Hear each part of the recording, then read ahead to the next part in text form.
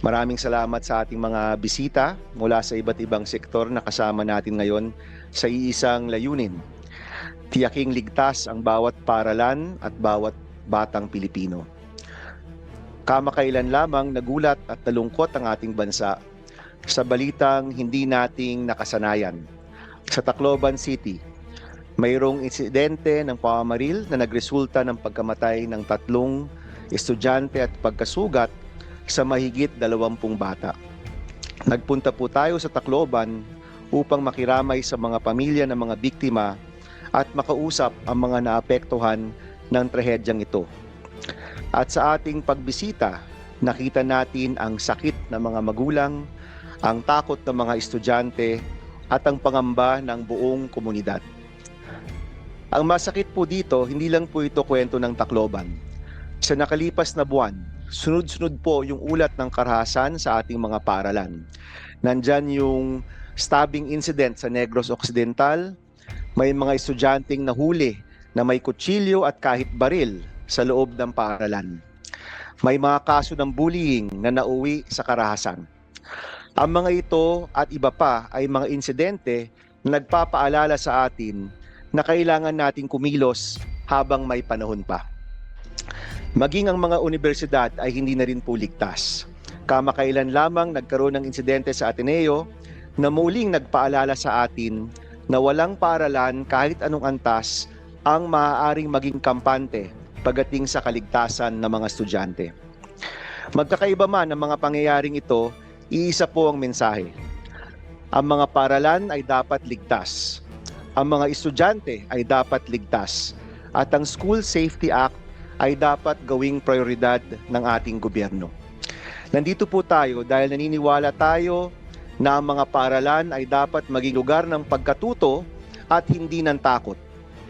At lugar kung saan may kumpiyansa ang bawat magulang na ligtas na makakauwi ang kanilang mga anak na pumasok sa paaralan. Nandito tayo dahil gusto po nating matiyak na mga nangyari sa Tacloban, sa Aurora at sa iba pang bahagi ng bansa ay hindi na mauulit muli. Nandito tayo dahil panahon ng tanungin ang ating mga sarili, sapat na ba ang mga batas, mga polisiya, mga programa upang mapanatiling ligtas ang ating mga paaralan. Noong una pong sinulong ang panukalang ito, nakatuon ang School Safety Act sa pagpapatibay ng ating hakbang laban sa bullying. At yung bullying po, according to the EDCOM2 report, was one of the top concerns of our schools. Ngunit habang nagbabago ang mga hamong kinakaharap ng ating mga paaralan, nakita ho natin kailangan ding palawakin ang saklaw ng batas. Kaya sa panukalang ito, pinalalakas po natin ang on- and off-campus security. Pinalalawak po natin ang paggamit ng CCTV at iba pang angkop na security measures. Pinatitibay po natin ang mga emergency response protocols. Pinalalakas po natin ang mental health at psychosocial support para sa mga estudyante at mga guro. At mas pinatitibay natin ang koordinasyon ng mga paaralan, lokal na pamahalaan at mga law enforcement agencies. Ang school safety ay hindi lamang responsibilidad ng DepEd o ng paaralan. Responsibilidad po ito ng whole of nation. Responsibilidad po ito ng buong bansa. Responsibilidad ng mga magulang, ng komunidad, at higit sa lahat, responsibilidad po ng bawat isa sa atin dito. Sa huli, utang po natin sa mga kabataan ang mga paaralang ligtas at nagbibigay ng pag-asa.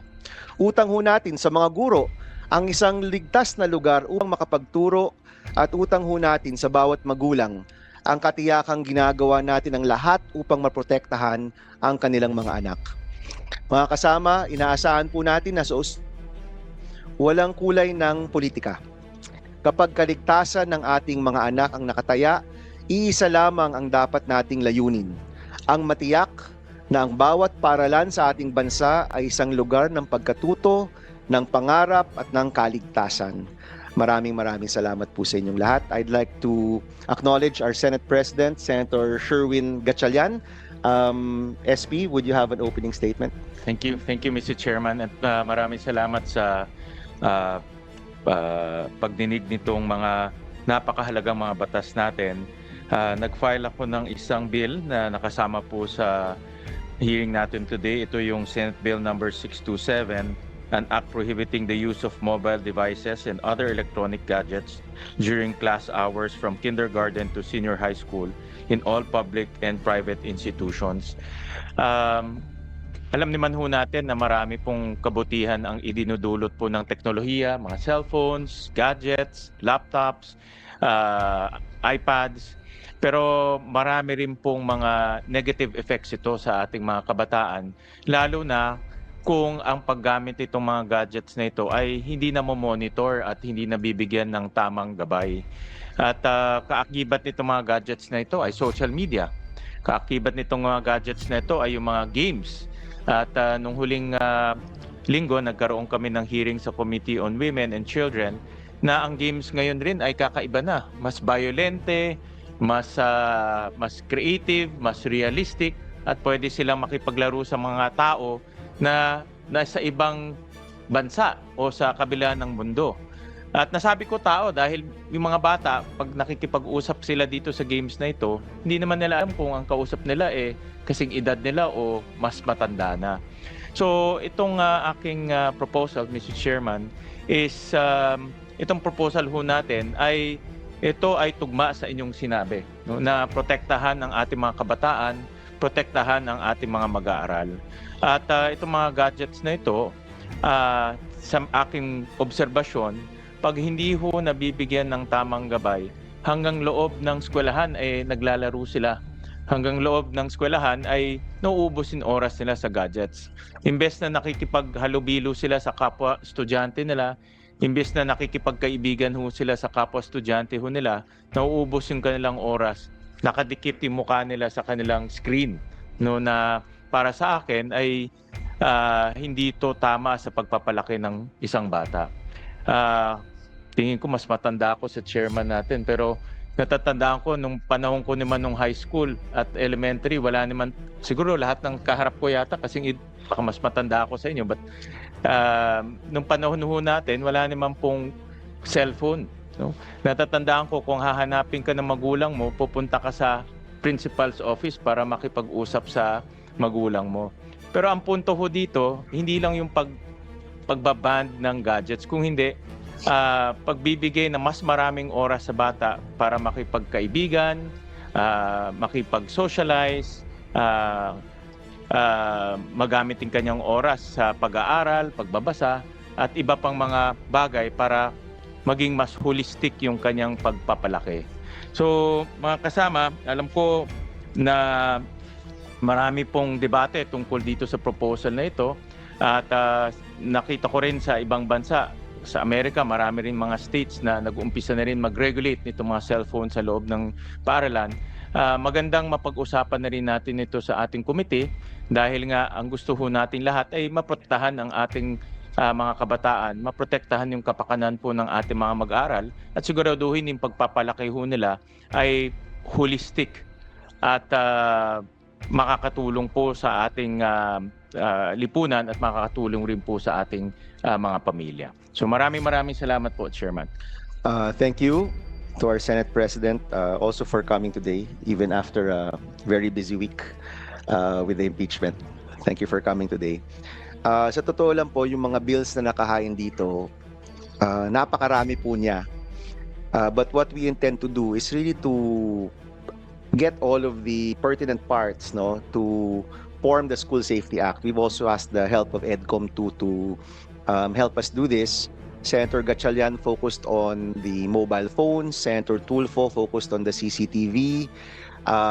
One of the things I saw when I went to Tacloban, and let me address sila, our friends from DepEd here, hindi naging malinaw kung ano yung gagawin nung eskwelahan as the incident was happening, no?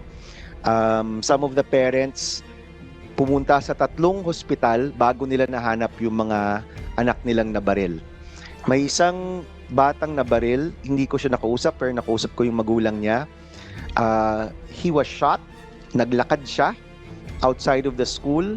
May rider na nakita siya, buti lang dinala siya sa hospital. And he walked inside the hospital Akala nila masakit yung ngipin kasi he was holding his mouth. Pero yun pala, lumabas na yung bala dito sa kanyang baba.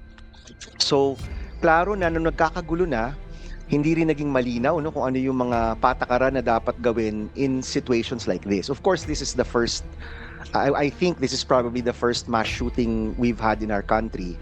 Pero maganda siguro na handa dapat yung mga eskwelahan rin no, sa mga protocol. Anong hospital ang dapat puntahan, ano yung gagawin ng mga pulis, saan pupunta yung mga magulang, ano yung mga paraan dyan.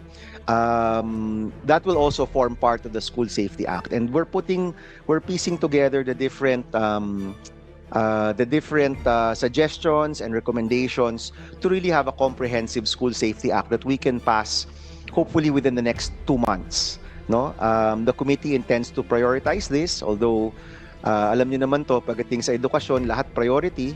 But we do intend to prioritize this and put together all of these bills into an omnibus School Safety Act with, of course, the support of DepEd. No?